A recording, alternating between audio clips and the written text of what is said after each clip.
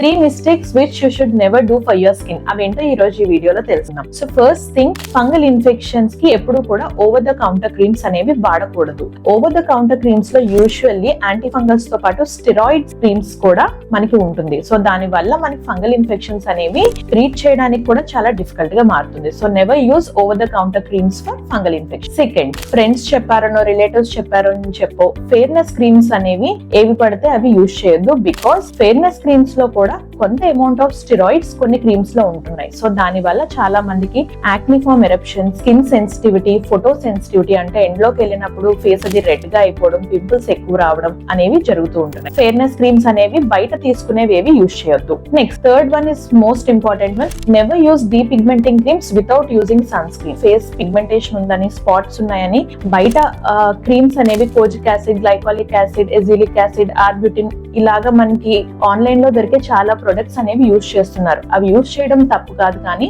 అవి యూజ్ చేస్తునేటప్పుడు మీరు sun screen use చేయకపోతే మాత్రం దాని వల్ల మనకి చాలా సైడ్ ఎఫెక్ట్స్ అనేవి ఉంటాయి. So always use sunscreen first, తర్వాత ఇవన్నీ యూజ్ చేసుకోండి. I hope this is useful.